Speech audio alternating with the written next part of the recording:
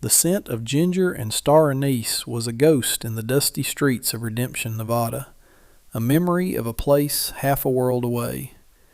For Aning, standing behind her small wooden cart, that scent was the only home she had left. At 18, with her parents taken by the fever that had swept through the rail camps a season ago, she was utterly alone. Her inheritance was a small collection of her mother's clay pots and a knowledge of cooking that was as much a part of her as the color of her eyes. So she cooked. In the blistering summer of 1878, she set up her cart at the edge of the town's main square, a solitary figure in a plain gray prairie dress, her black hair pulled back in a severe, practical knot. The townsfolk of Redemption were not unkind, but they were wary. They bought her small meat-filled buns and skewers of grilled meat when they were in a hurry, transactions conducted with few words and quick glances. She was a curiosity, a silent girl who produced wonders from a steaming pot, but she was not one of them. She understood this. Acceptance was a luxury she could not afford to dwell on. Survival was the currency of her world. She kept her head down, measured her rice and her words with equal care, and prayed she earned enough each day to buy ingredients for the next. Then came the man the town called Jasper Thorne. He was not a loud man, nor a large one, but when he walked, a space cleared around him. He moved with a deliberate, unnerving stillness, his hands never far from the Colt peacemaker that rested on his hip. His face was weathered by sun and hardship, a geography of grim lines and old scars, but it was his eyes that held the town in a state of respectful fear. They were the color of a washed-out sky, and they missed nothing. He was a gunslinger, a man who made his living in the liminal spaces between law and lawlessness, and his reputation was as solid and unyielding as granite. For a week he had watched her. Aning felt his gaze from across the square where he'd sit on the bench outside the land office, seemingly watching the world go by. He never approached, never gave any sign of his interest, but she knew he was observing her. The way the miners fumbled for their coins, the way the respectable ladies of the town hurried past her cart with their noses in the air, the way the children sometimes lingered, drawn by the smell. He saw it all. It made a knot of apprehension tighten in her stomach. Men like him were storms. You didn't know if they would pass over or tear the roof from your house. One afternoon, when the sun was at its highest and the dust hung in the air like a fine silt, he finally moved. The usual low hum of the market seemed to quiet as he crossed the square. Each step was measured, his spurs making no sound in the thick dust. He stopped before her cart. Up close, he was taller than she'd thought, and the lines on his face were deeper. He smelled of leather, dust, and something metallic, like old iron. "What's good?" His voice was low and rough, like stones grinding together. It was not a question so much as a demand for information. Aning's heart hammered against her ribs, but her hands remained steady. She had learned from her father that fear was a private matter. In public, you showed only what was necessary. She gestured with her chin toward the large pot simmering over the small fire. "Noodle soup," she said, her own voice barely a whisper, "with braised beef." He considered this for a moment, his pale eyes scanning the contents of her cart, the neatly chopped greens, the pale, coiled noodles, the rich, dark broth. He gave a single sharp nod. "One bowl." Her hands moved with practiced efficiency. She ladled the steaming, fragrant broth into a clay bowl, added a careful portion of noodles, then topped it with tender slices of beef, a sprinkle of fresh greens, and a single star-shaped piece of anise she'd fished from the pot. She slid the bowl and a wooden spoon across the worn surface of the cart. He laid 2 coins down, more than enough, and gestured for her to keep the change. He didn't take the bowl to a nearby bench. Instead, he stood right there, in the full glare of the sun and the town's collective stare, and began to eat.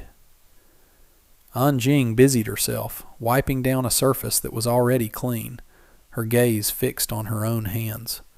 She could feel the eyes of everyone in the square on them.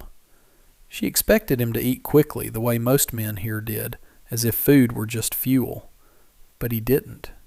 He ate slowly, deliberately. After the first spoonful, he paused, the spoon hovering over the bowl.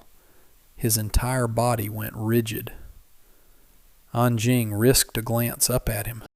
His head was bowed slightly, his hat brim shadowing his face. He brought the spoon to his lips again, then a third time. He set the spoon down in the half-empty bowl with a soft clink. He did not move for a long moment. Then, with a slow, almost imperceptible movement, he raised a hand and drew the back of his thumb under his eye. A single tear. It was a small, impossible thing, a drop of water in the desert of his face. Aning stared, her breath caught in her throat. This man, this hardened gunslinger whose name was whispered with a mix of awe and terror, was crying into her noodle soup. The sight was so incongruous, so deeply private and yet so terribly public, that she felt a strange protective urge to shield him from the gawking eyes of the town. He seemed to gather himself, a subtle shift in his shoulders, as if shrugging off a heavy coat. He picked up the bowl, drank the rest of the broth in 2 long swallows, and set it down firmly on the cart. His pale eyes met hers. They were raw, stripped of their usual coldness, and in them she saw a desolation that mirrored her own. He didn't say thank you. He didn't say a word. He simply turned and walked away, his back as straight and unyielding as ever, leaving behind an empty bowl, too much money, and a silence that was louder than any gunshot. The town stared, first at his retreating back, and then at her. Aning had never felt more exposed in her life. She did not yet know that the simple meal was not an ending, but the beginning of a reckoning for them both. The following day, the air around Aning's cart was different. The stares were more frequent, the whispers more pointed. Some folks who had never given her a second glance now approached with a hesitant curiosity, their eyes darting around as if expecting Jasper Thorne to materialize from the dust. Business was better, but the attention felt heavy, like a woolen blanket on a summer day. She sold her food, her face a mask of calm neutrality, but inside a storm of questions raged. What had he seen in her soup? A memory? A ghost? Her answer arrived in the form of Marcus Bishop. Bishop owned the town's largest freight company and a significant portion of the land it was built on.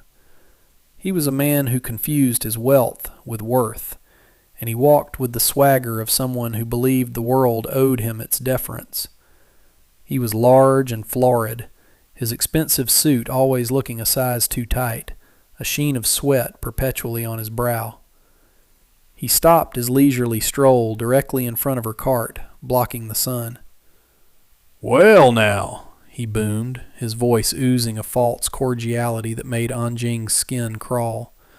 "It seems our little flower of the Orient is attracting some interesting clientele." Aning said nothing, merely meeting his gaze before looking down to stir her pot. "I've been thinking," Bishop continued, ignoring her silence. "This is a prime spot you've got here, a very prime spot. A business in such a location requires protection. From vagrants, from trouble. A small contribution to the town's well-being would ensure things continue to run smoothly for you." She knew what he was asking for. It wasn't a contribution, it was a tax, one that would go directly into his pocket. It was the kind of casual cruelty the powerful often mistook for business. "I have no trouble," she said, her voice quiet but clear. Bishop's smile tightened. "Trouble can find anyone, girl, especially someone alone. A fire, a tipped-over cart, accidents happen every day.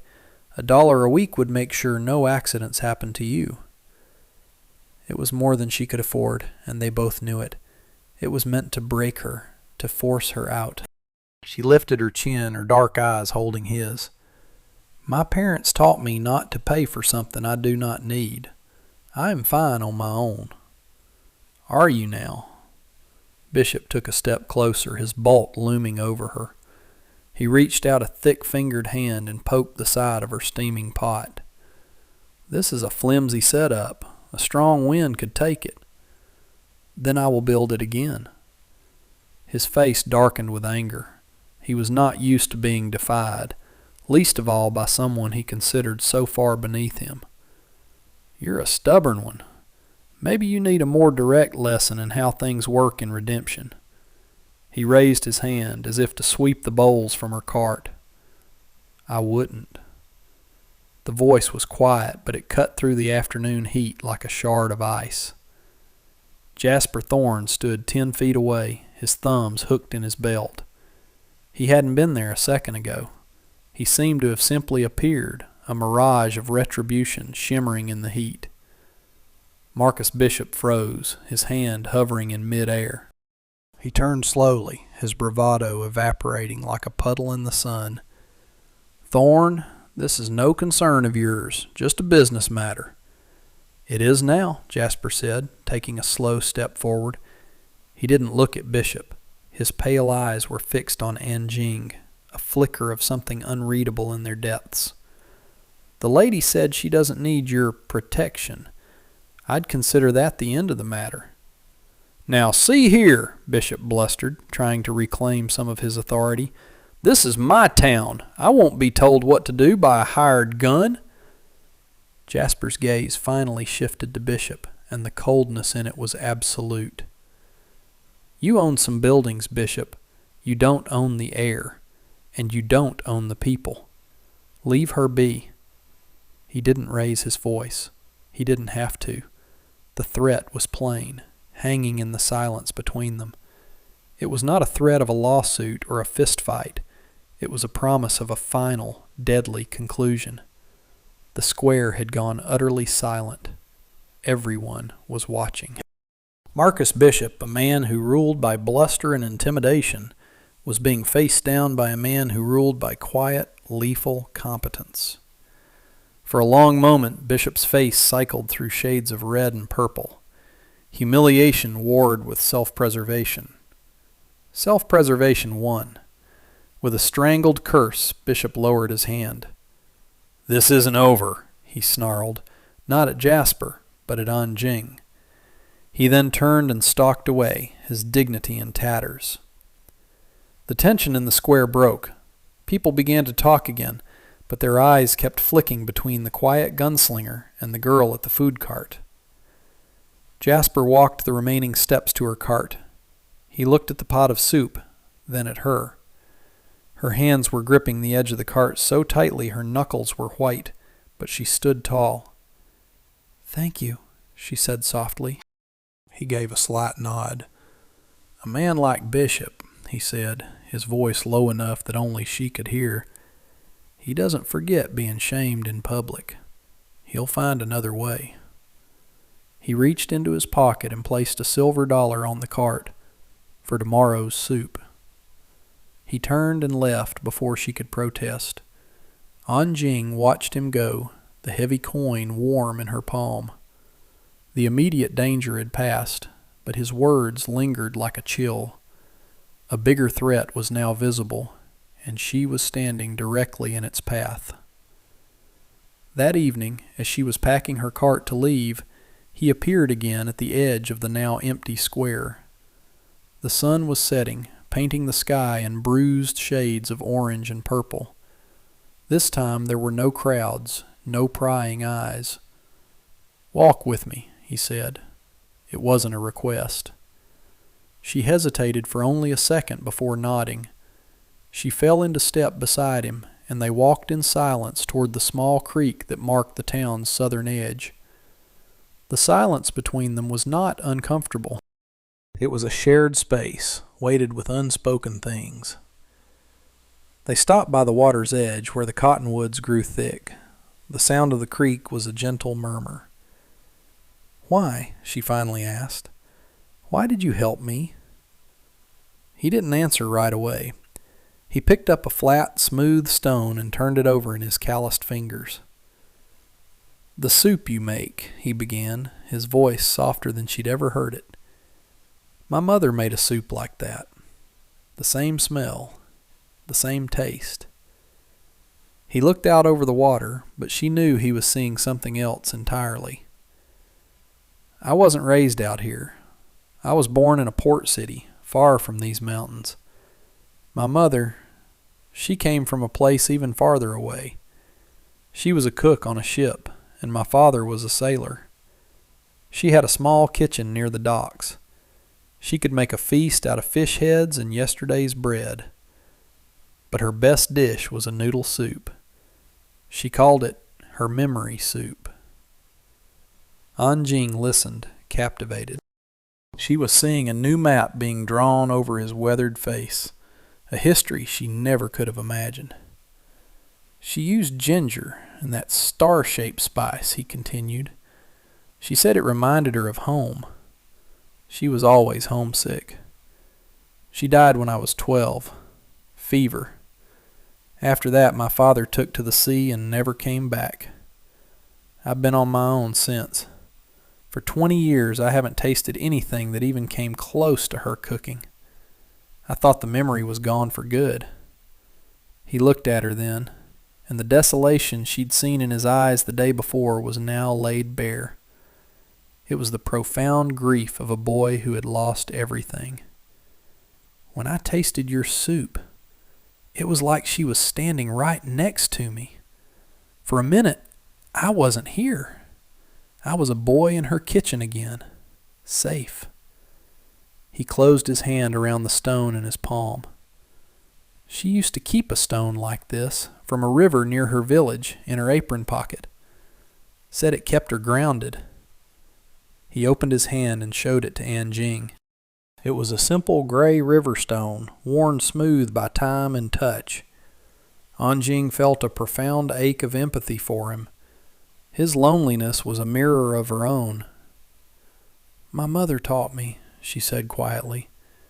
"She said food holds our stories. When we have nothing else, we still have the taste of home." A fragile understanding passed between them, stronger than any words. He was no longer just a gunslinger, and she was no longer just a cook. They were two solitary survivors, recognizing the same scars on each other. The next day, the other way Bishop had found to harm her arrived. The town clerk, a nervous man named Peters who was squarely in Bishop's pocket, delivered an official-looking notice. It declared that the patch of ground her cart occupied was, according to a newly discovered town charter from 1862, commercial land belonging to the Redemption Freight Company. She was trespassing and had 48 hours to vacate. It was a lie, a legal fiction designed to crush her. As a woman, and a Chinese one at that, she had no standing to fight it. Despair, cold and sharp, pierced through her carefully constructed composure. She would be cast out with nothing. She was staring at the paper, the words blurring through her tears, when Jasper's shadow fell over her. He took the notice from her trembling hand and read it. His jaw tightened, a muscle flexing in his cheek. He saw the trap instantly. It was clever. It used the law as a weapon, a fight he couldn't win with a gun. He looked from the notice to her face, at the quiet devastation there. He saw her entire world, balanced on a single wooden cart, about to be kicked out from under her. He made a decision. It was swift, absolute, and it would change the course of his life forever. He can't take land from a citizen's wife, Jasper said, his voice level and certain. Aning looked up at him, confused. Wife? He met her gaze, his own eyes serious and unwavering. Marcus Bishop is trying to take your cart. Let him try to take what belongs to the wife of Jasper Thorne. He took a breath. Marry me, Aning. Give me the right to protect you. It wasn't a declaration of love whispered in the moonlight. It was a proposal forged in the harsh light of a Nevada afternoon, a practical, desperate, and yet profoundly moving offer. It was a shield. It was a home. It was his entire life, his name, his formidable reputation, laid at her feet as a bulwark against the world. For the second time in 3 days, Aning stood before this man, utterly speechless. 3 months later, the autumn chill began to creep into the Redemption air, but the corner of the square where Aning had once kept her cart was a bubble of warmth and light. Jing's kitchen was painted in neat, clean letters on a sign that hung above a permanent structure. It was small, just a clapboard room with a proper stove, a service counter, and 4 sturdy wooden tables. But it was hers. Jasper had built it with his own hands, the sound of his hammer a steady, reassuring rhythm throughout the last days of summer. They had been married by the circuit judge the day after his proposal. It was a simple, quiet affair at the courthouse, with 2 bemused clerks as witnesses. Marcus Bishop had tried to contest the new arrangement, but he found no purchase. Threatening a lone girl was one thing. Threatening the wife of a man like Jasper Thorne was another. The town, which had once watched Aning with suspicion, now treated her with a newfound respect. She was no longer a transient curiosity. She was Mrs. Thorne. Their life together settled into a quiet routine that was more comfortable than either of them had expected. He was the silent, steady presence at the edge of her world. He chopped the wood for her stove, hauled the water from the well, and his presence alone was enough to deter any trouble. In the evenings, after she closed the kitchen, he would sit at one of the tables while she counted the day's earnings, the soft clink of coins a peaceful sound in the small room. He rarely spoke of his past, and she did not ask. They understood that some wounds were best left undisturbed. Their home was a small cabin just outside of town that he had owned for years but had clearly spent little time in. Under her touch, it transformed. The dust was swept away, curtains appeared in the windows, and the scent of her cooking filled the small rooms, chasing out the ghosts of loneliness. She learned the small things about him, that he liked his coffee black, that he sometimes stared at the horizon for hours without speaking, and that the tense lines around his eyes softened only when he was sitting in her kitchen. One evening, after a particularly busy day, they sat together at one of the tables in the empty eatery. A single lantern cast a warm glow over the room. She had made a large bowl of noodle soup, and she placed it between them.